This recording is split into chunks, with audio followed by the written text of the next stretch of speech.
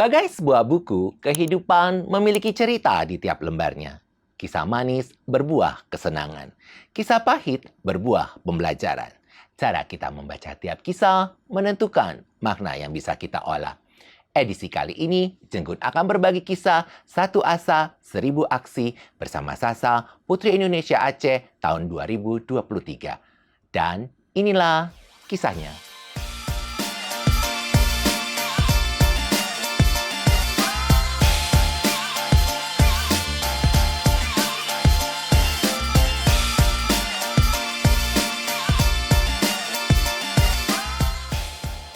Hai teman Jenggun, hari ini adalah hari spesial di bulan April.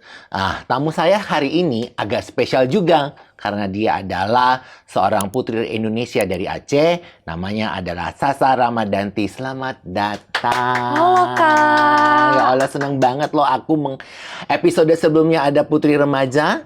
Sekarang saya hadirkan putri Indonesia sesungguhnya. Alhamdulillah bisa ketemu sama Jenggun hari ini. Boleh. Nah, boleh diceritakan dulu nggak masa kecilnya Sasa, tumbuh besar di mana sampai akhirnya bisa menjadi Putri Indonesia mewakili Aceh? Oke, aku boleh perkenalan dulu gak Boleh sih, dong. Jenggun? Oke, teman-teman semua, perkenalkan, nama panjangku Dwi Anissa Ramadanti, tapi emang singkatnya dipanggilnya Sasa, Sasa Ramadanti. Dan alhamdulillah tahun 2023 berarti sekitar 22 tahun yang lalu aku terpilih menjadi Putri Indonesia Aceh. Sebelumnya aku juga pernah ikut Abang None Jakarta di Jakarta Timur, itu tahun 2019. Dan itu juga salah satu bekal aku kenapa aku akhirnya berani melangkah milih untuk ikut Putri Indonesia. Kalau ngomongin tentang masa kecil, sebenarnya aku tuh anak kedua dari 4 bersaudara, jadi banyak ya Kak Jenggun. Sama lah, aku anak terakhir dari 4 bersaudara. Oke. Anak terakhir, aku anak tengah. Nah, karena aku tuh anak tengah, terbiasa untuk apa-apa tuh sendiri, mandiri gitu ya, nggak terlalu dimanja juga sama orang tua. Jadi emang udah jadi karakter aku kali ya, kalau misalkan pengen sesuatu, aku tuh selalu ambis dan fokus buat ngejar itu sampai bener-bener bisa terwujud. Sebenarnya waktu dulu tuh kalau ngomongin gimana sampai aku bisa jadi Putri Indonesia Aceh 2023, dulu tuh aku pikir kalau Abang None itu adalah udah titik aku paling tinggi, prestasi aku paling tinggi bisa ikut Apnon. Karena memang secara domisili aku tuh tidak tinggal di Jakarta, aku di Jakarta itu merantau. Orang tuaku juga campurannya banyak banget, mamaku ada campuran Sunda, ada campuran Aceh.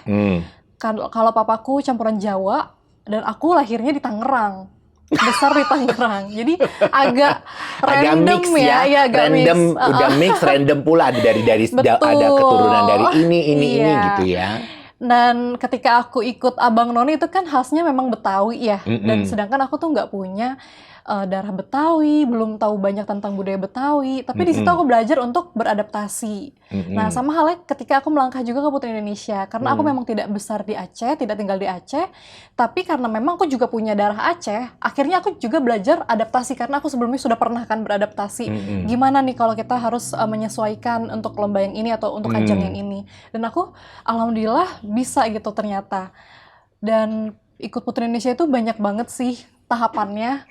Mungkin salah satu temennya Jenggun, Bang Ardi kenal gak? Tahu dong, kenal kan, deket kenal gak? banget. Itu juga salah satu mentor aku. Oke. Aku kenal dari Abang None Jakarta Timur, dan beliau juga salah satu yang memotivasi aku juga kalau aku tuh bisa break my limits kayak gitu.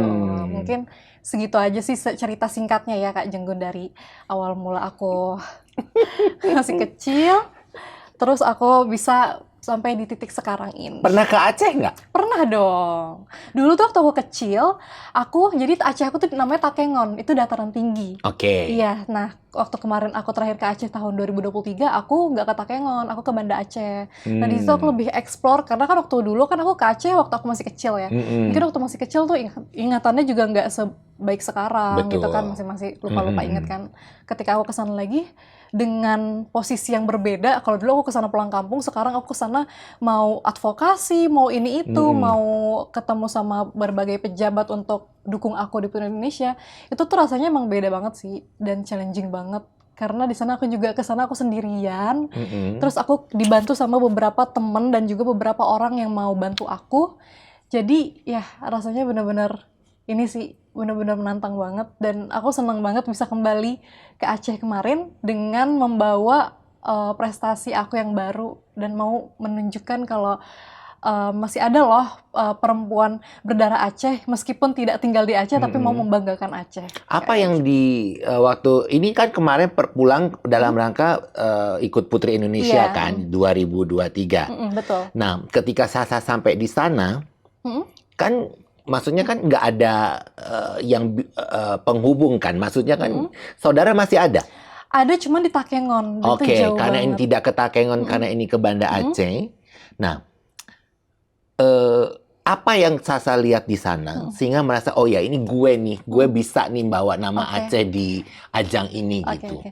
Jadi sebenarnya aku tuh orangnya selalu mempersiapkan semua hal tuh dengan baik, ya bisa dibilang dengan baik. Aku selalu mempersiapkan misalkan ini plan A seperti ini, plan B seperti ini. Dari yang resikonya paling kecil sampai resikonya paling besar. Aku ke Aceh sendirian tanpa kenalan satupun itu resikonya kan besar banget. Betul kan. dong. Sebelum aku berangkat tuh aku udah persiapin Kak. Aku cari orang yang bisa aku percaya, yang mau bantu aku. Dan alhamdulillah beberapa orang ini tuh baik dan dia welcome sama aku. Nah, mungkin selama aku di Jakarta sebelum aku akhirnya pergi ke Aceh, aku berhubungannya cuman memang via sosial media, baik itu chattingan atau teleponan atau video call. Tapi ternyata ketika ketemu langsung, itu tuh kan vibe-nya beda banget ya. Ya. Ternyata orang-orangnya welcome banget. Dan aku, karena aku memang culture-nya maksudnya udah mix ya, karena aku nggak besar di sana. Ketika aku mengetahui langsung, oh ternyata kayak gini ya, aku senang aja gitu. Karena aku orangnya sangat senang untuk belajar hal yang baru. Apa yang didapat di sana? Banyak banget Kak. Yang pertama pasti dari segi budaya kan. Cara mereka bersosialisasi seperti apa, apalagi Aceh itu kan identik dengan daerah yang kental dengan agama Islam. Betul. Nah, bagaimana sih meskipun kita tetap mengikuti ajaran agama, tapi kita bisa mengikuti zaman sekarang tanpa harus menyeleweng ataupun melanggar arahan-arahan agama seperti itu. Dan aku juga belajar banyak hal mulai dari budaya-budaya di Aceh itu. Ada juga yang kemarin Aceh kan pernah kena bencana alam ya Kak.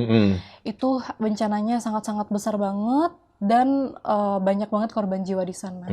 Tapi aku melihat bagaimana masyarakat Aceh beserta pemerintahnya itu bangkit setelah pasca kejadian bencana itu hingga menjadi Aceh yang sekarang. Dari sisi pariwisata sudah ada peningkatan, dari sisi tata kelola kotanya juga sudah ada peningkatan, dan apalagi kalau berbalik ke pariwisata, daerah asal aku Takengon itu sudah menjadi salah satu destinasi yang juga paling diminati oleh oleh turis-turis yang ada di Indonesia maupun di internasional. Karena udah cantik banget. Kakak udah pernah ke Takengon belum? Belum lah. Ke Aceh aja belum, apalagi ke belum. Takengonnya.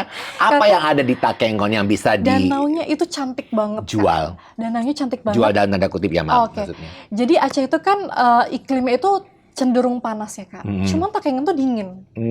Dan danau itu cantik banget. Terus memang di samping Takengon itu kan selain danau juga ada Sabang. Sabang itu lautnya juga cantik-cantik banget. Dan Aceh juga penghasil kopi terbesar di Indonesia dan kopinya itu enak-enak banget. Kalau Jenggun juga salah satu pecinta kopi, itu boleh banget sih. Harus wajib mampir ke Aceh dan cobain kopinya khas Aceh. Takengon tuh di atas ya? Iya betul, dataran tingginya. Ya mungkin kalau di sini kayak puncaknya Jakarta. Dia posisinya kalau di peta dekat ke Sabang atau hampir dekat ke Sabang. Oh. Kayak gitu. Pokoknya nanti kalau misalkan aku ke Aceh, Jenggun harus ikut nih. Insya Allah ya, mudah-mudahan bisa terjadi ya gitu kan. Amin. Semoga Ya bisa ampun. terjadi. Nah, tadi kan ngomongnya kan salah satu kan mix ya darahnya gitu. Tumbuh besar di Jakarta. Betul. Ya kan lingkungan Jakarta, kota metropolitan ya. Sekarang jadi kota bukan ibu kota lagi tapi memang kota multi city kan. Iya, betul. Nah,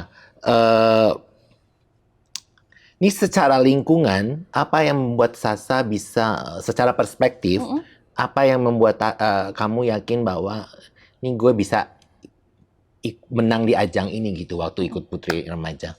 Putri Indonesia Putri Indonesia, sorry, maaf. Oke, nggak apa-apa.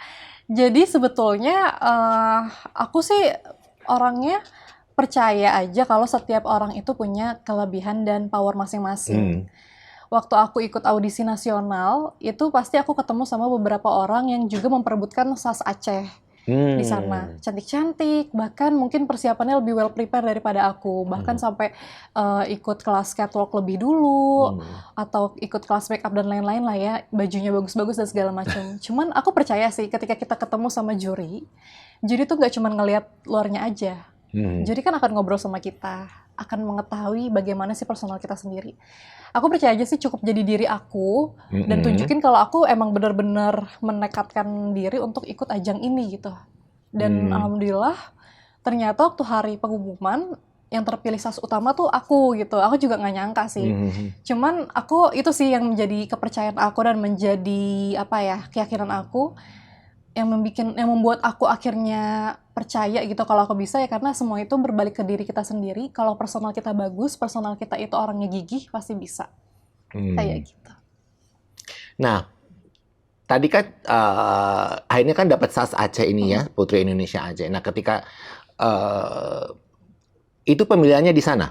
Di Jakarta. Oh, oke, di Jakarta. Nah, waktu Sasa datang ke sana, kan melihat nih pasti kehidupan masyarakat perempuan Aceh secara general lah ya. Bagaimana itu bisa membuat Sasa menjadi inspirasi Sasa untuk di ajang Putri Indonesia? Pastinya aku sesuaikan sih sama apa yang bisa aku lakukan, sama apa yang bisa aku kontrol, dan aku nggak pernah kepikiran, aduh aku punya banyak kekurangan nih dan segala macamnya yang bikin aku insecure.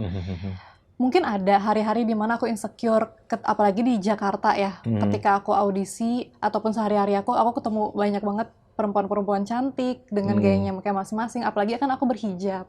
Kalau hijab kan nggak bisa memamerkan rambut dong tentunya. Betul. Tapi ketika aku lihat perempuan di luar sana, rambutnya cantik-cantik dan segala macam, mungkin ada beberapa part aku insecure. Cuman balik lagi sih, karena insecure berkelanjutan itu nggak akan mengubah apapun dan nggak akan membuat aku bisa melakukan apapun. Jadi ketika aku bisa melakukan sesuatu yang aku bisa kendalikan gitu, under control aku sepenuhnya, ya aku percaya aja kalau aku bisa. Jadi itu sih yang jadi keyakinan aku sendiri. Oke. Nih, ngomong-ngomong ini kan bulan April ya. April itu kan identik banget dengan Kartini. Iya, ya betul kan? sekali. Tapi kita ngelihatnya dari sisi lain lah. Dari sisi pemberdayaan perempuan gitu ya. Ini buat Sasa pribadi nih, apa yang Sasa lihat dari sosok Kartini yang bisa membuat Sasa maju sebagai perempuan Indonesia? Kalau aku melihat dari sosok Kartini sendiri, R.A. Kartini itu adalah sosok perempuan yang selalu mau belajar, meskipun banyak banyak halangan, banyak larangan. Waktu saat itu kan perempuan dinilai tidak perlu sekolah tinggi-tinggi, cukup menjadi ibu rumah tangga, mengurus dapur, mengurus anak. Ternyata definisi perempuan itu kan lebih dari itu ya. Dan aku juga kebetulan salah satu penggiat woman empowerment. Jadi aku tergabung di salah satu komunitas namanya Rising Girls. Itu tersebar bukan cuma di Indonesia tapi ada juga di negara-negara lain. Kalau di Jakarta sendiri volunteernya juga banyak. Nah, melalui komunitas ini, aku justru jadi lebih luas melihat definisi seorang Kartini dan seorang perempuan Indonesia. Kalau kita itu bukan cuman bisa menjadi sosok yang baik atau sosok panutan di keluarga aja, tapi bisa lebih dari itu. Mungkin di profesi kita, ataupun di hal-hal yang memang kita tekuni. Kayak misalkan di Indonesia itu, misalkan di corporate sendiri ya, di corporate atau di perusahaan itu, pemimpin-pemimpin ataupun leader-leader perempuan itu udah banyak, gak cuma 1-2 orang aja. Ataupun di dunia politik atau pemerintahan, bisa dibilang seperti kepala pemerintahan ataupun anggota-anggota dewan itu perempuan juga udah banyak. Jadi menurut aku dari definisi Kartini dengan era yang sekarang itu, kita perempuan Indonesia yang hidup di zaman modern saat ini, kita harus tetap melindungi nilai-nilai leluhur kita, nilai-nilai Pancasila kita, tapi kita jangan pernah mau kalah sama modernisasi. Maksudnya adalah ketika perempuan-perempuan di luar sana, maksudnya di luar Indonesia itu sudah lebih maju, kita harus juga menunjukkan kalau kita juga bisa lebih maju. Kayak gitu. Nah, sekarang ini, di era ini, di mata Sasa, pemberdayaan perempuan itu ada peningkatan atau stuck di Oke. situ-situ aja gitu? Menurut aku justru ada peningkatan. Karena woman empowerment awareness itu udah bener-bener aku bisa melihat sendiri tuh minatnya cukup banyak. Bahkan bukan cuman aku kan sekarang usianya 27 tahun. Anak-anak usia 20 tahun atau mungkin di bawah dari 20 tahun itu sudah lebih aware tentang kalau perempuan itu bisa lebih berdaya gitu. Kayak banyak sekarang perempuan-perempuan tuh yang melakukan kegiatan-kegiatan atau aktivitas yang lebih positif seperti misalkan kelas yoga. Jadi mereka bareng-bareng bikin kelas yoga, volunteer tanpa dibayar, mereka sama-sama memberdayakan perempuan, mengajari anak-anak atau perempuan-perempuan itu untuk mengikuti kelas yoga dan menjadi bisa lebih mahir dalam yoga kayak gitu. Itu kan salah satu kegiatan positif kan. Ataupun misalkan mentoring. Kayak misalkan di komunitas aku sendiri namanya Rising Girls, kami tuh sering mengadakan kegiatan-kegiatan mentoring. Mentoringnya itu memang bukan mentoring hal yang besar gitu, gimana bisa kamu mencapai prestasi terbesar gitu ya, enggak gitu. Cuman kita tuh buka kelas mentoring untuk anak-anak yang baru lulus kuliah. Mereka kan mungkin masih awam ya dengan dunia pekerjaan. Kita harus ngapain sih biar kita bisa dapat pekerjaan ini, A, B, C, dan segala macam. Nah, kita mengarahkan sesuai dengan bidang masing-masing kayak gitu. Jadi kalau ditanya tingkat pemberdayaan perempuan saat ini, terutama di Indonesia, menurut aku sih sangat meningkat jauh ya. Bisa lihat juga sih di sosial media ya, Jenggun ya. Kalau di Instagram apalagi, itu banyak banget teman-teman yang udah aware tentang pemberdayaan perempuan sih kalau menurut aku. Ada tantangan nggak di komunitas ini dalam memberikan mentoring?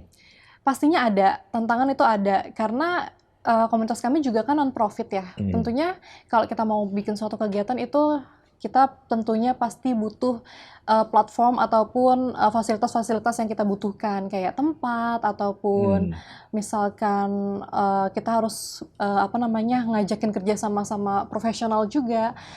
Dan karena komunitas kami non-profit, jadi tentu kan kita terkendala dengan dana ya pastinya ya. Itu salah satu tantangannya. Cuman alhamdulillah sejauh ini orang-orang yang kita ajak kerjasama itu tidak pernah merasa keberatan kalau kami itu organisasi non-profit. Dan kami selalu aja dapat kerjasama berupa fasilitas seperti tempat dan lain-lain yang tadi aku telah sebutkan juga. Kayak gitu sih. Oke, ini di komunitas ya. Nah sekarang kalau di Sasa pribadi, ada tantangan nggak sehingga untuk mencapai posisi Sasa sekarang nih sebagai pekerja korporat, ada tantangan nggak untuk mencapai posisi itu? Terus bagaimana Sasa menyikapinya sehingga tidak terhambat oleh tantangan itu? Pastinya tantangan pertama tuh stigma ya, karena selalu aja aku menemukan orang-orang dengan stigma bahwa perempuan itu nggak lebih baik dari laki-laki. Padahal kan sebetulnya nggak juga ya. Semua itu berbalik ke kompetensi masing-masing menurutku. Kecuali misalkan kalau misalkan mereka berbicara tentang kekuatan fisik gitu ya, mungkin aku memang akan lebih lemah fisiknya dibandingkan laki-laki yang lebih kuat. Cuman nggak juga sih, ada juga kok atlet perempuan yang lebih jago daripada laki-laki. Nah tapi kalau balik lagi ke dunia korporat, itu pertama stigma, dan gimana cara aku membuktikan ya dengan aku stabil aja prestasinya di kantor. Jadi aku menunjukkan kalau aku bisa, aku profesional, dan aku bisa lebih baik dari orang lain gitu, baik perempuan ataupun laki-laki saingan di kantorku, kayak gitu sih. Saat ini profesi apa sih? Aku strategic communication di salah satu BUMN. Nah, di situ kendala apa yang sering dihadapi sebagai perempuan? Oke. Banyak sih, aku juga kadang-kadang ya. Apalagi itu BUMN kan? Iya. Kadang-kadang mungkin ketika kita sedang bertemu orang lain ya, eksternal gitu ya, ataupun dari internal sendiri, mungkin ada beberapa orang-orang yang nggak sadar kalau sedang melakukan pelecehan secara verbal gitu ya. Itu sering aku temui. Cuman balik lagi, cara aku menyikapinya, aku tentu harus profesional, dan mungkin aku menegur dengan cara yang lebih halus gitu, agar tidak terjadi kesalahpahaman. Itu yang pertama. Atau yang tadi kedua yang telah aku sebutkan, yaitu stigma. Caranya yang tadi udah aku sebutkan dengan aku membuktikan kalau aku bisa. Ya kurang lebih kayak gitu sih tantangannya Jenggun kalau di dunia korporat ya. Gitu. Betul apalagi sekali. kan BUMN senioritas juga terjadi tuh. Iya, betul. Siapa sih nih gitu. Iya. Merasakan itu nggak? Pernah nggak mendapatkan pengalaman seperti itu? Apalagi aku tuh baru bergabung di kantorku yang sekarang tuh 2023. Ya Allah, Pas baru banget ya. Baru banget. Sekarang 2025 awal, berarti Heeh. hampir 2 tahun. Mm-mm. Jadi kalau senioritas tuh itu pasti ada banget ya. Iya Mereka kan? pasti menilai aku, ini siapa sih gitu kan. Iya kan? Betul. Ha- Ini siapa sih, anak baru gitu-gitu kan segala macam. Cuman aku sendiri menyikapinya ya udah, aku paham sama yang namanya senioritas seperti itu. Tapi aku tetap mau membuktikan kalau aku tuh layak gitu di sana. Dengan cara kalau misalkan kita lagi diskusi, aku tetap ikut aktif terlibat. Aku bukan tipikal orang yang kalau misalkan udah dapat masalah ya udah aku diem aja gitu pasrah, enggak. Tapi aku melakukan pendekatan persuasif gitu, misalkan ke orang tertentu yang menurut aku ini dia berpower dan dia bisa membantu aku untuk bisa lebih cepat beradaptasi di kantor kayak gitu sih, Jenggun. Oke. Ada pengalaman menarik nggak di Gimana? kantor yang sekarang?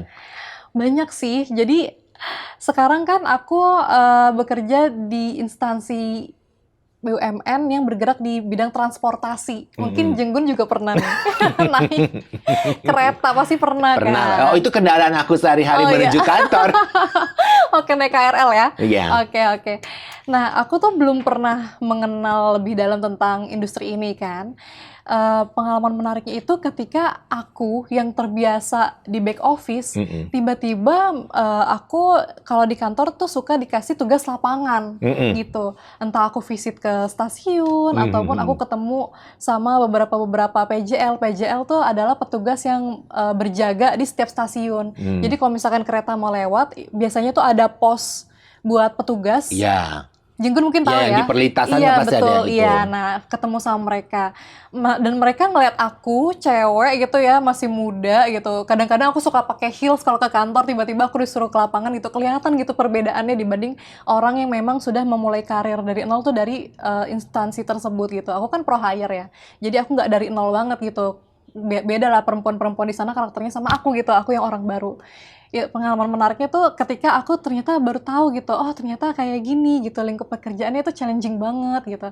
Terus aku ketemu sama banyak teman-teman yang apa namanya masinis-masinis perempuan. Itu adalah Jenggun masinis perempuan, kondektur perempuan. Ya ada, karena kalau naik KRL itu suka ada service customer service on customer train service kan. on train, oke. Iya. Nah ini lebih menarik lagi Jenggun, karena ini masinisnya kereta jarak jauh. Oh, Perempuan, oke. kondektur perempuan gitu. Aku suka aja sih sharing-sharing sama mereka gitu. Meskipun mungkin aku kan selalu di back office, mereka di lapangan kan. Aku ngobrol aja gitu sama mereka, dapat cerita-cerita unik gitu ya. Entah itu mereka yang harus jauh dari keluarga, atau mungkin cerita-cerita horor mereka yang ketika lagi membawa kereta terus ketemu apa gitu. Itu unik banget sih. Tapi alhamdulillahnya kalau di instansi tempat aku bekerja, mereka tidak pernah melihat kalau perempuan itu tuh ya udah sampai sini aja karirnya, enggak kayak gitu. Jadi dengan dibukanya peluang lebih banyak gitu buat perempuan ya, kayak misalkan perempuan bisa berkesempatan menjadi masinis, menjadi kondektur, ataupun menjadi vice president, bahkan direksi sekalipun. Jadi di KAI itu kesebut ya akhirnya instansi. Nggak apa-apa. Jadi di KAI itu direksinya ada satu yang perempuan. Oke. Dan itu menjadi apa ya? Menjadi motivasi aku sendiri sih, kalau wah keren banget nih, masih usia mungkin under 50 sudah menjadi direksi di salah satu instansi terbesar di Indonesia. Kalau tadi kan katanya kan perjalanan Ines kan ke stasiun nih. Diantar naik mobil apa naik KRL? Kalau ke stasiunnya yang di dalam kota. Kalau di Jabodetabek, karena menghemat waktu ya Jenggun ya, kadang-kadang jangan ketawa dulu, kadang-kadang kita naik KRL kok. Oke. Gue udah pikir dia naik apa nih gitu. Kadang-kadang kita naik KRL kok, karena kan kalau KRL cepet ya Jenggun ya, gak ketemu macet, gak ketemu hal-hal yang bisa berkendala di jalan. Ya, aku tuh gitu pengguna banget. Oh, iya? Sebisa mungkin kalau pergi ke tempat acara yang ada jalur kereta atau LRT, itu aku lebih suka pakai itu. Lebih cepat kan, ngapa-ngapain juga gitu. Nggak yang ribet gitu. Benar. Apalagi dengan sekarang 1 Februari kemarin kan sudah mulai GPK kan. Iya, betul. Jadi jaraknya ternyata Jenggun tuh sangat-sangat memperhatikan ya. Jadi persilangan dan Iya. perjalanan keretanya kan juga jadi lebih cepat. Baik itu untuk yang luar kota ataupun komuter kan, berpengaruh dengan GPK itu kan. Nah, jadi apa ya? pernah ketemu di tempat kerja yang sekarang, ada sosok yang membuat Sasa merasa panutan nggak? Ada dong pastinya. Jadi kebetulan salah satu direksi keuangan di anak perusahaan KAI itu ada namanya, kita sebut aja Ibu R ya. Ibu R ini, beliau itu umurnya masih under 40, tapi sudah berhasil menjadi direktur keuangan. Tentunya itu tuh perjalanan beliau tuh sangat-sangatlah sulit gitu, nggak semulus orang-orang kira. Pastinya. Pasti banyak orang-orang mikir, wah ini pasti orang dalam nih, karena belum umur 40 sudah jadi direksi, atau ini pasti gini-gini, apalagi beliau perempuan gitu. Tapi ternyata ketika aku ngobrol sama beliau, nggak seperti itu. Jadi beliau benar-benar memang sudah membuat goals di dalam hidupnya. Seperti kayak misalkan, di tahun ini saya harus mencapai ini dengan cara seperti ini gitu. Dan beliau memang orangnya tuh sudah seperti itu gitu, sudah jelas gitu apa aja yang mau dituju. Mungkin itu tidak semua orang melakukan ya, karena kadang-kadang banyak orang yang sudah nyaman di suatu instansi dengan posisi yang sekarang, itu tuh nggak menyusun rencana mereka untuk kedepannya. Nah, beliau tuh salah satu orang yang tidak cepat puas dengan prestasi yang sekarang. Itu beliau adalah salah satu panutan aku. Dan beliau tuh gak pernah yang namanya bekerja dengan hati yang setengah gitu. Apapun yang dikerjakan, sekecil apapun pekerjaan yang diberikan, kalau sudah dipercayakan ke kita harus melakukan dan menyelesaikannya dengan sangat baik, karena kembali lagi, pekerjaan itu adalah tanggung jawab kita. Kalau kenapa-napa, pasti nama kita yang dicarikan. Kayak gitu. Nah, ini kan di tempat pekerjaan. Iya, betul. Nih, kalau secara general, ada nggak perempuan Aceh yang menjadi inspirasi Sasa, atau perempuan Indonesia, baik perempuan Indonesia ataupun internasional yang menjadi inspirasi Sasa? Oke, kalau lingkup Aceh ya, mungkin senior aku di Putri Indonesia, namanya Kak Uun. Mungkin Jenggun pageant lovers juga bukan nih? Pageant lover tapi nggak terlalu mengikuti, bingung kan ya kan? Pageant lover tapi nggak mengikuti. Oke, jadi ada Jenggun tahun 2016 namanya Kak Uun Unzaria kalau nggak salah namanya. Nah, beliau ini tuh orangnya bisa dibilang cukup pendiam. Kalau kita ikut ajang sebesar Putri Indonesia kan, kalau orang pendiam tuh nggak akan pernah dilirikkan ya. Susah untuk beradaptasi kan. Tapi gimana caranya saat itu beliau bisa untuk melepas itu semua gitu. Jadi pribadi yang lebih open sama orang lain, welcome sama orang lain, dan prestasi beliau saat itu cukup oke sih. Waktu itu beliau place di top 16 kalau nggak salah. Tapi beliau juga orangnya tuh down to earth banget. Itu salah satu panutan aku kalau di lingkup Aceh. Nah, kalau misalkan lingkup nasional, banyak banget sih Jenggun. Mungkin salah satunya adalah Najwa Shihab. Aku suka banget sama Mbak Nana. Aku dari dulu suka banget sama Mbak Nana. Aku juga dulu sempat pengen bercita-cita pengen jadi jurnalis ya. Cuman memang kan ternyata jodohnya nggak di situ ya. Rezekinya nggak di situ. Tapi aku suka banget sama cara Mbak Nana sebagai perempuan. Beliau tuh berani gitu untuk speak up, untuk menunjukkan kompetensi dirinya gitu. Meskipun kalau di bidang jurnalis, seorang perempuan yang berani gitu ketika bertemu sama narasumber pejabat gitu ya, berbicara tentang apapun gitu, pasti banyak banget kan ininya, apa namanya, kayak yang nggak suka atau yang mengkritik kan. Tapi beliau tuh berani gitu. Aku suka sama keberanian Mbak Nana, sama ketegasan dan juga pembawaan Mbak Nana sendiri sih. Kayak gitu. Kalau internasional? Kalau internasional, ini lucu sih. Aku suka Blackpink. Oke. Kenapa? Dari jurnalis ke Blackpink ya, itu jauh banget. Oke, kenapa Blackpink? Oke, karena Blackpink itu, 4 orang dari personil Blackpink itu adalah pribadi yang beda-beda kan. Betul. Ada yang dari Thailand, Betul. ada yang dari New Zealand, ada yang dari Australia, sama satu lagi asli Korea. Nah, mereka berempat adalah dulu sebelum menjadi Blackpink, mereka tuh bukan siapa-siapa gitu. Mereka nggak ada yang kenal mereka, nggak ada yang tahu mereka itu bisa A, I, U, E, O gitu, segala macem kan. Tapi mereka bisa di titik yang sekarang ini, aku suka nonton kan ya, dan aku juga salah satu yang suka Blackpink juga. Mereka itu banyak banget usaha dan kerja kerasnya. Jadi seorang idol kan tentunya banyak, sehari-hari tuh harus latihan keras, dan belum lagi banyak yang diperjuangkan dan banyak yang dikorbankan. Nah, itu sih yang sisi situ yang aku lihat, bahwa menjadi seseorang itu gak bisa dengan cara yang selalu mulus aja gitu. Pasti Hmm. banyak banget tantangannya, apalagi menjadi seorang Blackpink. Nah, aku member kelimanya loh, Jungkook. Oh ya, mirip ya. Mirip. Kalau dia buka audisi ikut aja. Ikut dong, tapi Siapa kan udah tahu kayak ketuaan ya. nggak masalah gitu. Nih, tadi kan sempat ngomong bahwa panutannya Sasa kan kalau di kantor kan Ibu R itu ya. Mm-mm. Nah, kan dia selalu punya goal dalam Iya. hidupnya. Sasa punya goal nggak? Punya dong. Aku harus buka nih di sini. Nggak apa-apa, buka aja. Biar orang Punya dong tahu. tentunya. Jadi aku tuh sebetulnya bercita-cita banget pengen jadi seorang profesional gitu. Nggak harus terikat sama company. Mungkin suatu saat nanti aku bisa gitu ya. Nah, kalau di senior aku di Abang None Jakarta Timur, itu ada namanya Non PJ. Non PJ dulu juga Putri Indonesia. Kalau nggak salah, beliau juga top 3 ya, Bang Ardi ya? Ya, Oke. juara 2. Oke, juara 2.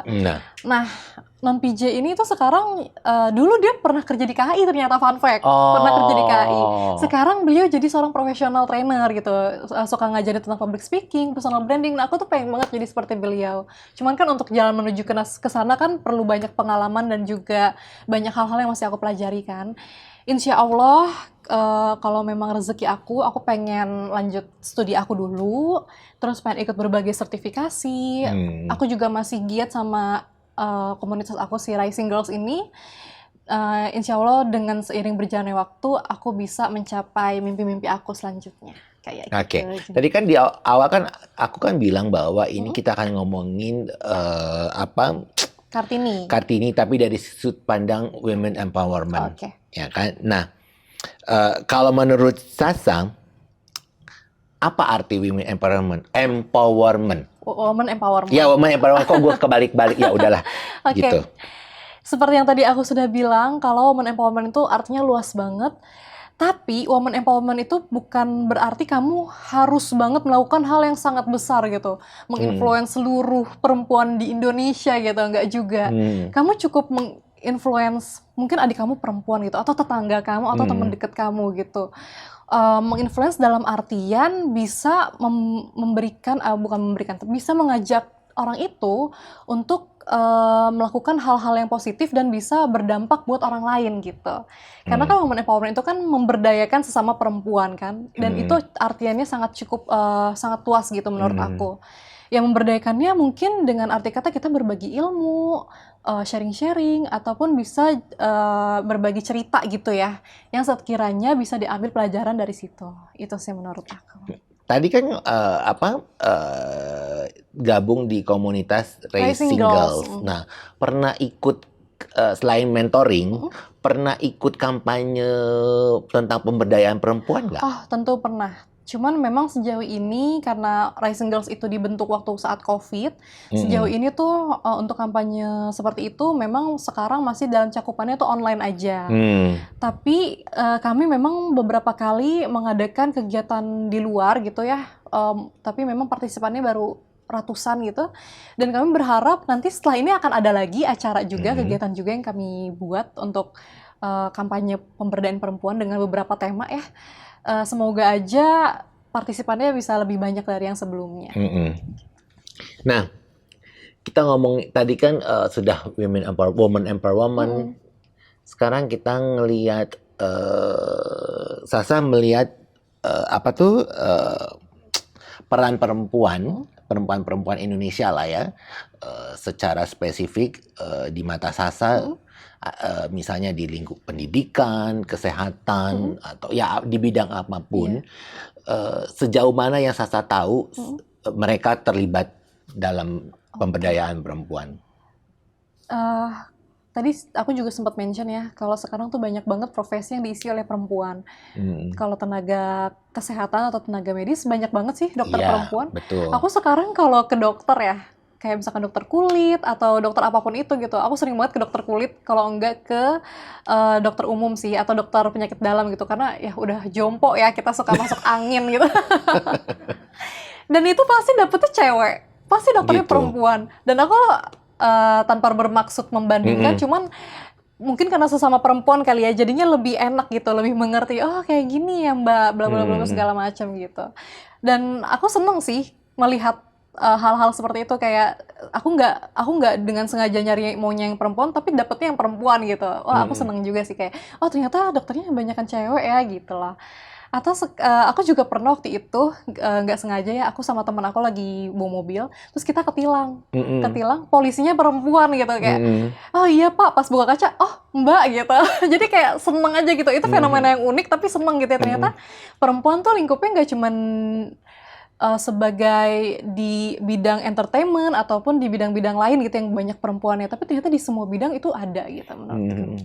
Terus peran mereka signifikan nggak di masyarakat kalau Sasa lihat? Tentunya dong. Kalau aku kan sering CFD ya. Kalau hari Minggu, Jenggun suka nggak nih lari Nggak. pagi? Oh enggak. Nanti harus lari ya sama aku ya Ya biar boleh sehat. boleh nanti kita janjian ya. Oke, jadi kalau CFD tuh banyak banget komunitas-komunitas bahkan instansi pemerintah gitu ya lagi entah itu lagi kampanye apa gitu atau lagi jalan sehat gitu. Aku selalu lihat pasti ada perempuannya. Dan menurut aku kehadiran mereka itu cukup menginfluence orang sih. Karena kayak misalkan contoh yang tadi polisi perempuan itu tuh menurut aku menarik sih. Kayak selama ini kan orang-orang sering banget ngeliatnya tuh polisi ya laki-laki gitu bapak-bapak ya tiba-tiba ngeliat poluan gitu.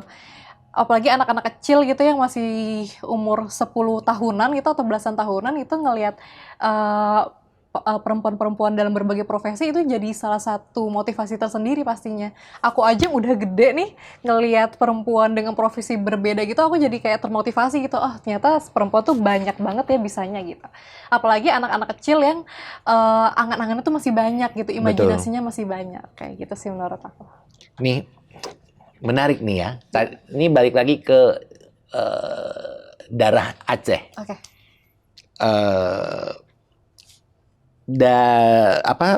Kan tradisi dan budaya Aceh itu kan agak sedikit berbeda kan Iya, dengan betul. yang ada di Indonesia. Dia kan menganut Agama kan Islam. syariat Islam Iya, yang syariat digunakan Islam, di sana. betul. Nah, di mata Sasa kesetaraan gender di tradisi Aceh itu sudah terjadi atau belum? Oke. Kalau di mata aku sendiri, kesetaraan gender di Aceh tuh memang mungkin belum sebaik di Jakarta mungkin ya, karena memang kan di Aceh tuh masih memegang erat syariat Islam. Cuman di Aceh memang juga sudah banyak perempuan-perempuan tuh yang berusaha dan pihak-pihak lain yang juga berusaha untuk mewujudkan kesetaraan gender itu. Kalau Jenggun main ke Aceh itu banyak banget desainer perempuan ataupun pengusaha perempuan yang mereka semua tuh sukses-sukses menurutku. Dan itu menjadi salah satu panutan juga untuk remaja-remaja khususnya perempuan di Aceh. Jadi kalau misalkan kita ngomongin kesetaraan gender sudah jauh lebih baik dibandingkan waktu aku mungkin waktu kecil dulu kali ya. Ataupun yang Jenggun ketahui tentang kesetaraan gender di Aceh. Sekarang tuh sudah cukup lebih baik menurut aku. Dengan nilai-nilai modern yang tetap disesuaikan betul, dengan betul. Syariat Islam. Oke. Menarik ya sebenarnya itu. Nah, aku tuh mau ngomong apa ya? karena maksudnya ini, kalau kita ngomongin secara in detail takutnya nanti kan menjadi bias kan, takutnya karena kan Sasanya juga waktu itu kan dari cuma ketika masa kecil dan ketika sekarang mau menjelang waktu ikut pemilihan Putri Indonesia. Tapi kan secara tadi Sasa sampaikan bahwa memang sudah sedikit banyak perbedaan lah tentang kesetaraan gender di sana gitu kan, bahwa memang sudah walaupun tetap mengikuti syariat agama tapi bisa beradaptasi dengan nilai-nilai modern ya kan gitu. Nah, ini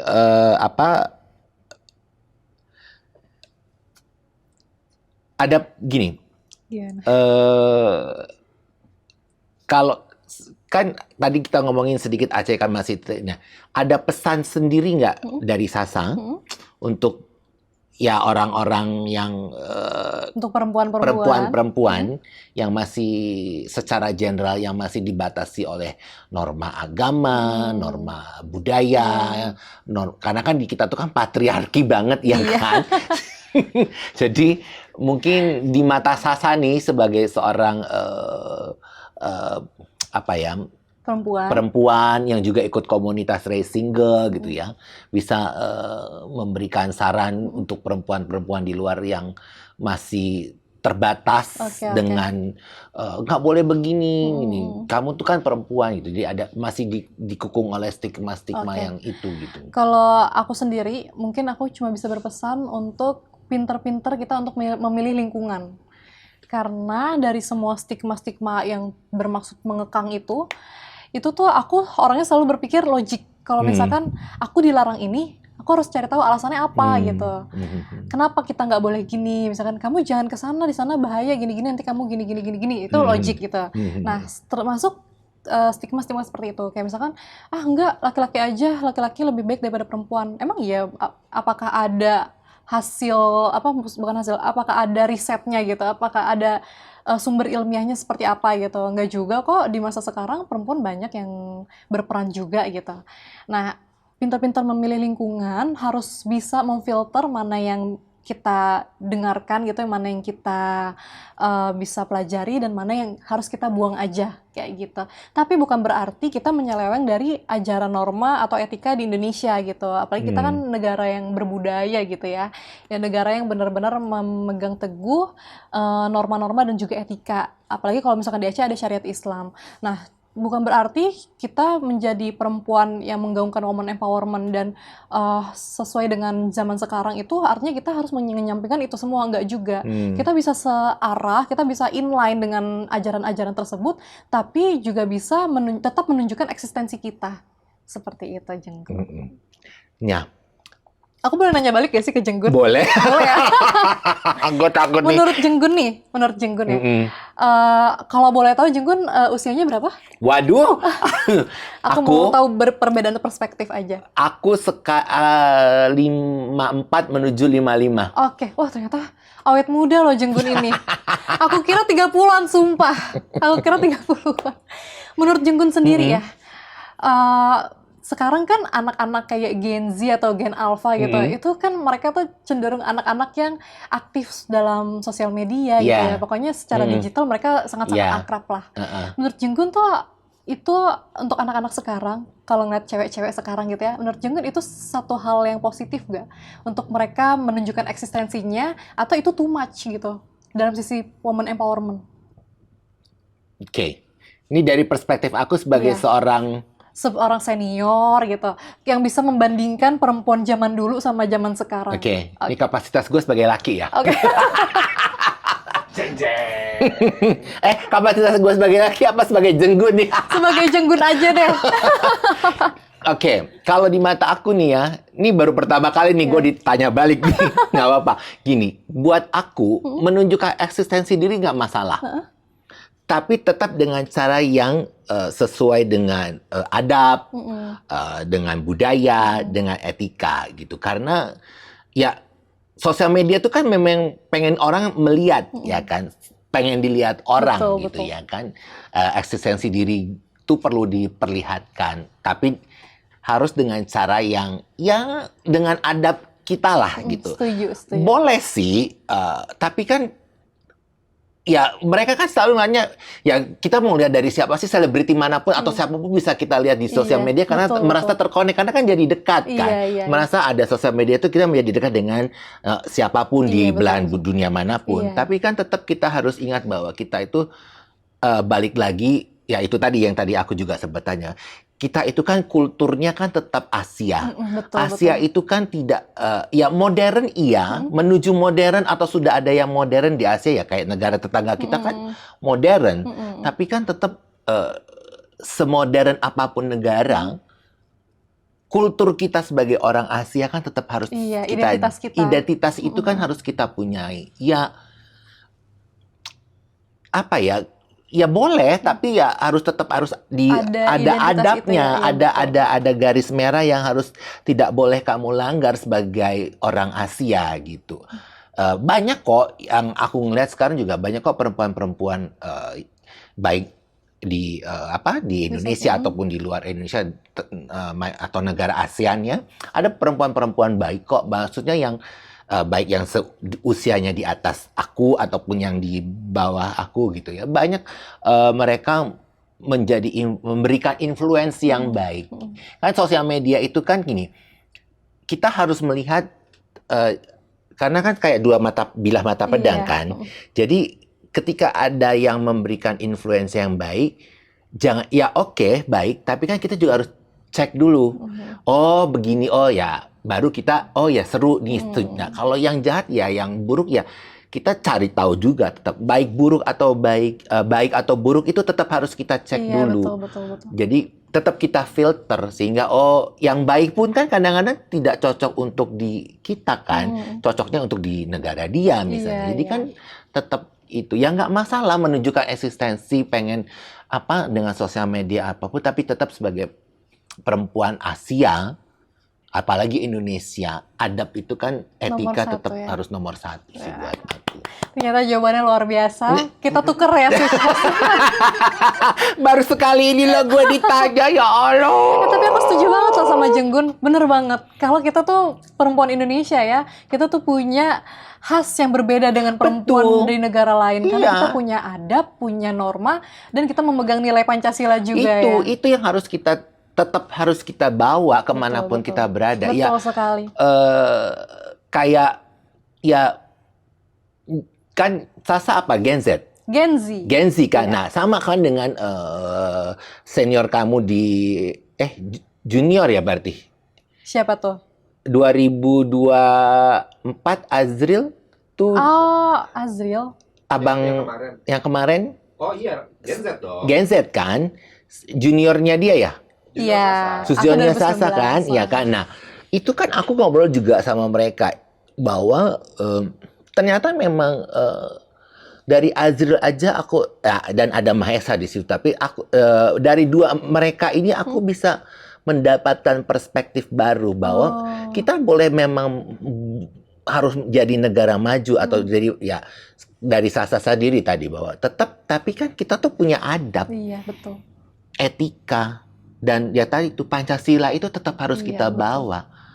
Landasan kita tuh udah Betul. Pas. Itu identitas yang membedakan Iya. kita dengan orang lain gitu ya. Jadi perempuan betul sekali. Indonesia pun juga harus begitu, harus bisa mencerminkan itu. Nah. Modern boleh, berpikiran maju boleh, Tapi untuk tetap tetap kita ini- Indonesia itu. gitu, yang punya identitas sendiri. Wah, keren banget gitu. talk show hari ini. Gue yang ditanya balik Tapi gini. itu aku benar-benar setuju sih ya sama Heeh. Jenggon. Kalau memang di zaman sekarang ini itu yang harus kita pegang terus gitu. Iya. Jangan sampai kita lepas karena kalau udah kita lepas wah Iya udah kan? nggak kebayang ya. Ya kebayang kan apa yang Betul. terjadi gitu. Gitu. Nah, nih apa harapan Sasa nih untuk perempuan Aceh dan perempuan Indonesia khusus secara umum untuk masa depannya?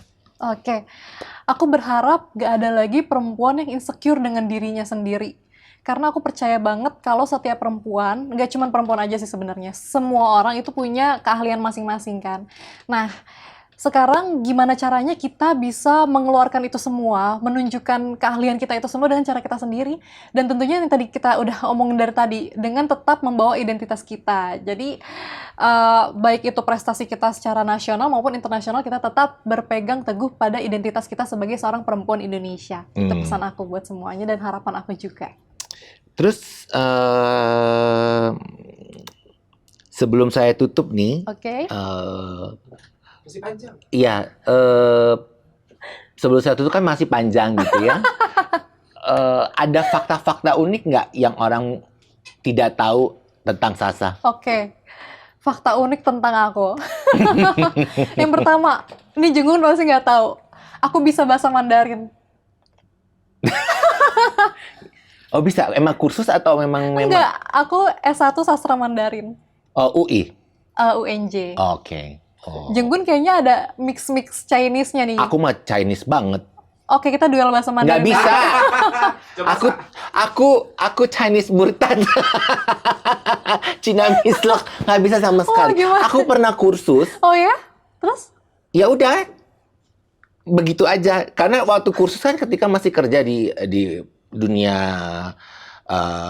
hospitality ya. Oh, Jadi kan oke. mau nggak mau kayaknya Harus belajar keren gitu lebih ya. ya. Oh kayaknya kalau gue bisa ngelayanin tamu dengan bahasa ini menjadi nilai plus gitu. Iya kursus gitu. coba Sa. Oke. Ya Allah. Ni hao. Ni hao. Ni jiao sheng mingzi? Tar dulu ya gue berusaha ini itu. Itu artinya apa? What's your name? Oh. Terus jawabnya apa ya? Tadi dulu Wu gue. Chiao. Oh ya, Wo Chiao Gunawan. Wih, keren banget. Nicho kan lemah. Nah kan itu makanya itu basic dasar banget ketika aku Oke. kursus. Kalau gitu Jenggun harus kursus lagi di aku, ya nggak? Nah nanti nih Ngakak banget ya, ya podcast kali ini. Allah, itu aku tuh pernah. Jadi itu tuh sekitar tahun 95. Nah, Oh, belum jadi lahir aku. ya, jadi nah Belum lahir. ini nih narasumber aku yang bulan Maret kemarin Iya, Miss Chinese. bukan, Apa? adalah mantan guru aku ketika kursus Mandarin. Oh iya? Jadi aku tuh Laushe. water laushe. Aku tuh dulu tuh pernah belajar. Era itu aku Oh, pernah oke. belajar. Oke. Gitu. Era itu bukannya masih panas-panasnya ya? Iya, 95. 95, 96, 97, 98. Iya, Oke, baru 95 itu aku masih di hotel. Jadi aku Oh. pengen belajar. Kayaknya keren gitu ya kalau dapat bisa membantu orang dengan bahasa itu gitu. Aku tuh juga pernah kursus bahasa Belanda asal tahu. Wow. Tapi ya ya udah semester 1 tidak naik lulus untuk ke level berikutnya. Tapi ya balik lagi karena ya capek kali ya karena kan sambil bekerja.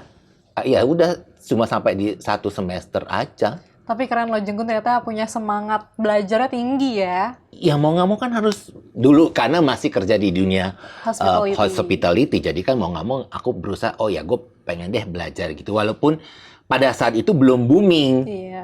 Sudah ada film-film Mandarin sudah mulai mau oke, gitu, oke. tapi Berarti Meteor Garden udah ada belum ya itu? menjelang ada kan yang ada, tapi belum.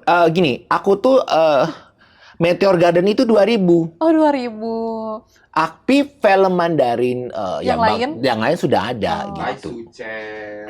Ya, itu sudah ada. Kemudian ada lagi Ternyata dulu. krunya tahu ya. Dulu tuh Jenggun. ada namanya. Nah, ini yang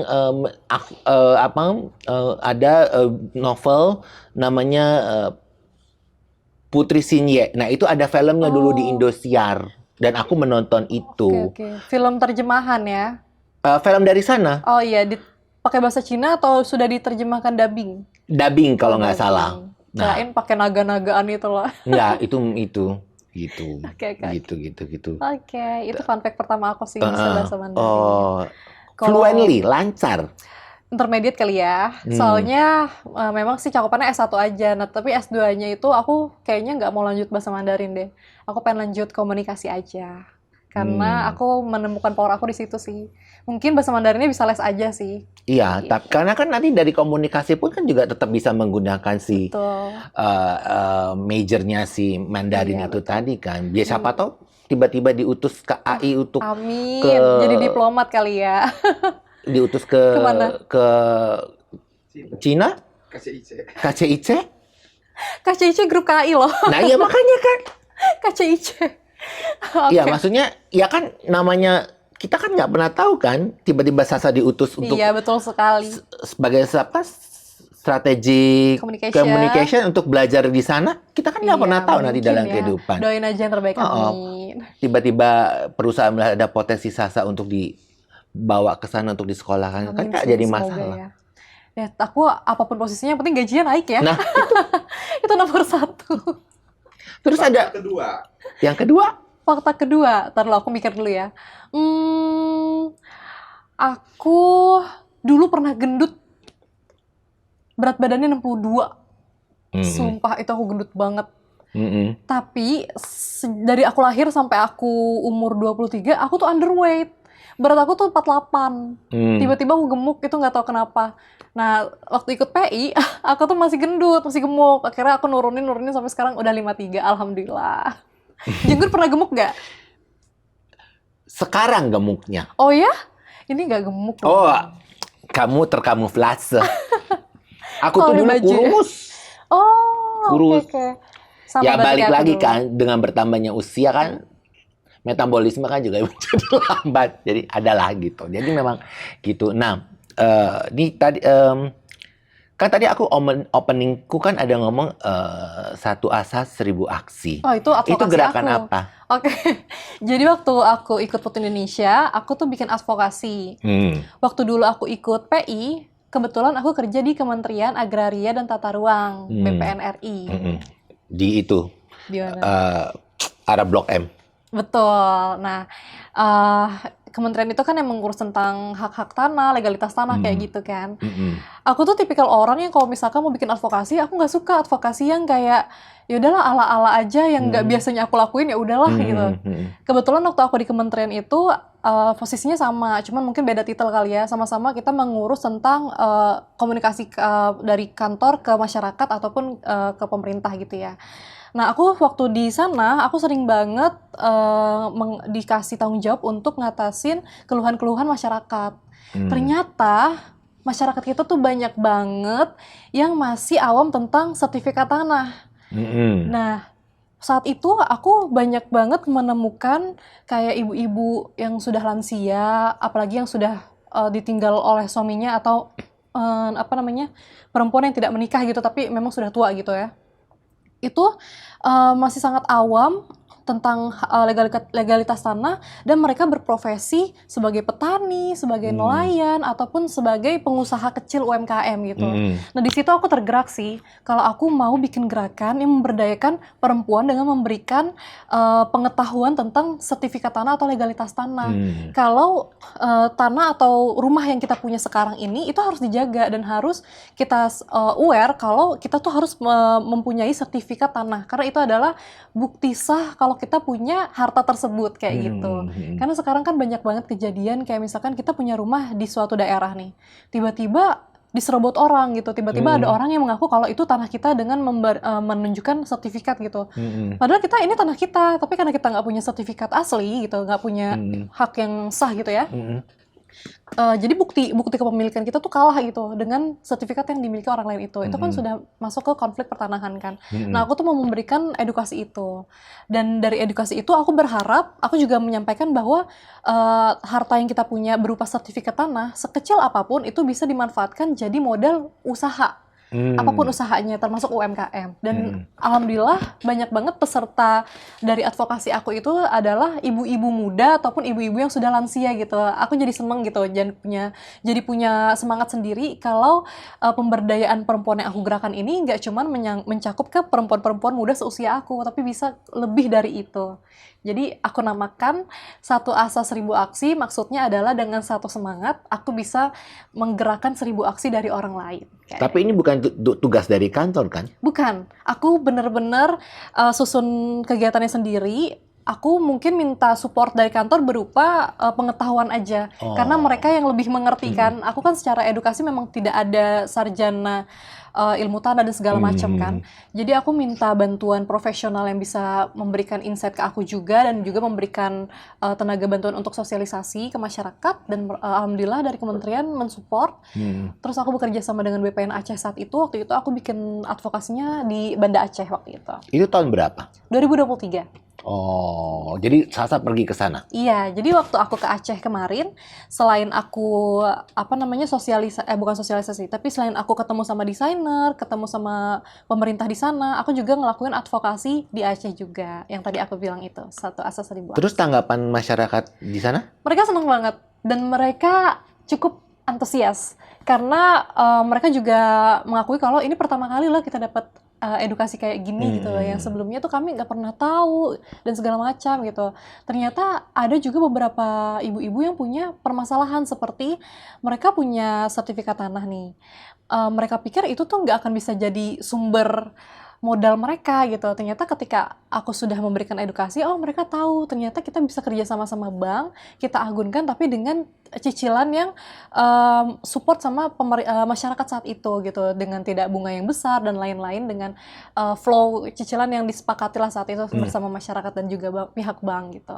Jadi aku seneng karena gerakan aku yang aku pikir semoga punya manfaat untuk masyarakat, ternyata manfaatnya ada lebih dari itu gitu. Jadi aku happy banget sih saat itu. Masih dilakukan nggak gerakan ini? Untuk saat ini advokasinya mungkin memang nggak berbentuk kegiatan kayak kemarin ya. Cuman kami memang masih kerjasama juga sama BPN di Aceh untuk melakukan advokasi secara online sih. Kayak kampanye-kampanye sosial media gitu, kayak melakukan Zoom meeting gitu. Cuman memang aku terlibatnya tidak sebanyak kemarin gitu. Mungkin aku diundang beberapa kali kayak online meeting gitu ya. Tapi memang kalau dibandingkan dengan tahun 2023 tidak seaktif itu ya, karena aku juga sudah pindah kerja kan. Jadi menyesuaikan dengan kesibukan aku sekarang. Nah, di tempat yang sekarang punya cita-cita nggak untuk mengadvokasi perempuan? Betul dong. Kalau yang sekarang aku bareng sama Rising Girls ini. Aku baru gabung sama Rising Girls ini tahun 2024 awal. Nah, aku mikirnya kalau di tempat yang sekarang itu karena aku juga orang baru ya, aku masih menyesuaikan sih, dan semoga nantinya aku bisa ngajak kerjasama mungkinnya ke depannya sama komunitas aku yang sekarang, atau mungkin bikin komunitas baru gitu ya. Tapi udah ada kisi-kisi nggak kira-kira bisa nih diajak untuk dijadiin advokasi di tempat ini? Aku ada sih rencana ya, ini masih di angan-angan aku aja. Aku pengen ngajakin teman-teman di kantor aku itu, khususnya mungkin perempuan-perempuannya, untuk bikin sekolah kecil gitu ya yang ngajarin anak-anak kurang mampu, anak-anak pemulung. Entah itu ngajarin bahasa Inggris atau ngajarin ilmu-ilmu lain, matematika gitu ya, buat anak-anak yang ada di anak-anak pemulung. Kalau Jenggun pernah tahu, di Klender itu banyak banget pemukiman warga yang berprofesi sebagai pemulung. Dan di sana banyak banget anak-anak yang nggak sekolah. Nah, aku tuh sempat kepikiran gitu, karena kan di kawasan itu dekat sama stasiun kan. Aku sempat kepikiran mau ngajak teman-teman gitu ya, perempuan-perempuan yang ada di kantor aku gitu, ataupun di satu lingkup instansi kantorku, untuk kita bikin gerakan CSR gitu, CSR ke sana gitu. Yuk kita ajarin mereka, atau kita kenalin aja tentang perkereta apian gitu, kita bawa masinis aja buat menghibur anak-anak di sana gitu. Itu sih cita-cita. Ini sih menarik sih yang mengenalkan soal perkereta apian. Iya, itu aku sempat kepikiran kayak gitu, cuman memang belum aku sampaikan. Semoga punya kesempatan deh buat kerjasama. Bawahnya tuh ya itu yang perempuan, masinis Betul. perempuan, kondektur perempuan gitu kan, biar anak-anak itu ya dapat termotivasi betul. lah gitu kan. Karena aku cukup sedih sih kalau ngelihat anak-anak masih kecil gitu ya, tapi mereka nggak punya kesempatan sekolah gitu. Padahal kan sekolah itu kan wajib 12 tahun ya. Tapi mungkin karena lingkungan mereka gitu, ataupun banyaklah faktornya yang membuat mereka akhirnya tidak bersekolah gitu. Aku sedih banget. Jadi aku pengen banget bikin gerakan gitu ke depannya gitu ya, melibatkan banyak perempuan untuk memotivasi anak-anak di sana. Kalau sebenarnya ekonomi tuh bisa lah kita atasi untuk mencapai mimpi kita gitu. Minimal mereka punya semangat mau sekolah, mau belajar aja. Itu mungkin udah jadi salah satu kesenangan atau kebahagiaan buat aku sendiri. Ini kan tadi terkait dengan tempat sekarang ini kan, pernah dengar jok-jok nggak? Jokes Jokes kalau sebagai pengguna kan, kalau kita sebagai komuter itu kan banyak jokes ya yang di dalam kereta. Ini pernah dengar nggak bahwa kan udah tahu kan nih kalau naik KRL di jam-jam sibuk tuh kan aduh gitu ya kan. Pernah nggak dengar jokes misalnya kan, apalagi kan sebagai perempuan lah ya kan, karena kan sekarang kan di setiap kalau naik KRL itu kan ada pengumuman dengan sesuai dengan undang-undang pasal sekian tentang pelecehan seksual kan. Jadi itu kan dibacain tuh sama masinis gitu kan. Nah, ini kan kalau lihat dari ya banyak kan juga kemarin ada kasus ribut, pernah dengar kan, yang ada ibu-ibu yang merasa ada satu perempuan ngeliatin suaminya, itu juga sempat rame gitu ya kan. Nah, bagaimana menurut Sasa? Oke. Sebagai orang dalam nih melihat kasus ini. Oke, kalau menurut aku ya, sebagai orang yang juga bekerja di instansi tersebut, itu tuh kayaknya memang kalau kami di KRL khususnya ya, kalau misalkan ada keributan seperti itu, biasanya tuh ditindaknya dengan menurunkan kedua belah pihak gitu, nggak boleh naik kereta lagi. Tapi kalau menurut aku pribadi, sebenarnya hal-hal kayak gitu tuh juga harus kita hindari gitu ya. Kalau misalkan aku sebagai orang yang dituduh melihat suaminya, atau aku yang sebagai pemilik suaminya ini yang diliatin orang lain itu, kayaknya kita nggak perlu sampai membuat keributan sih. Iya kan? Karena keributan itu, apalagi sekarang kan orang-orang udah pada gampang akses sosial media kan. Jadi viral dan segala macam, menimbulkan multiplier efek juga kan ke depannya. Kalau menurut aku, alangkah lebih baiknya kalau kita tuh menghindari keributan di tempat umum sih, kalau menurutku pribadi. Iya, karena aku kan, ya maksudnya aku pengguna KRL sering banget kan gitu. Maksudnya ya tidak kalau lihat dari komen itu kan ada juga yang menyalahkan yang si suami Iya, betul. istri, yang suami istri ini, ada juga yang membela ini. Tapi sebenarnya ya memang ya transportasi memang begitu Iya. kan. Cuman saat ini alhamdulillahnya dari pihak Kereta Api Indonesia, khususnya komuter lain ini kan anak perusahaan ya. Kami memang sudah membuat kebijakan sebagus mungkin, sebaik mungkin untuk menindak tegas pelecehan seksual. Nah, karena yang kejadian kemarin itu tidak termasuk pelecehan seksual, jadi memang kami hanya bisa menindaknya tuh untuk menurunkan yang bersangkutan aja. Dan Ya, alhamdulillah memang. setelah kejadian itu si pihak perempuannya turun kan akhirnya. Nah, tapi kalau kasus lain yang berhubungan dengan pelecehan seksual itu pasti ada petugas yang akan menangkap pelaku tersebut. Nah, nanti mungkin selanjutnya akan dilaporkan ke pihak berwajib. Dan alhamdulillah aku senang juga sih karena pihak komuter lain juga sudah aware gitu kalau pelecehan seksual itu harus benar-benar diberantas gitu. Yang namanya transportasi umum itu kan untuk semua orang, bukan cuma untuk laki-laki ataupun untuk perempuan. Jadi kita harus pakai dengan bijak, pakai dengan damai, jangan sampai ada perselisihan apalagi yang namanya pelecehan seksual. Tapi tapi kalau di gerbong khusus perempuan sering banget nggak ada yang perempuan yang mau naik loh. Karena katanya perempuan lebih gahar.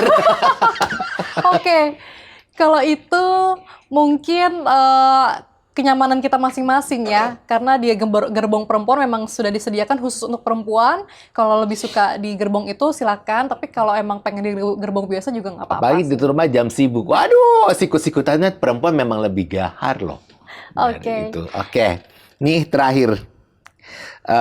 Ada satu pesan nggak untuk Jenggun? Kembalikan Jenggun untuk aku ya. pesan atau motivasi untuk teman-teman Sasa di luar sana? Oke.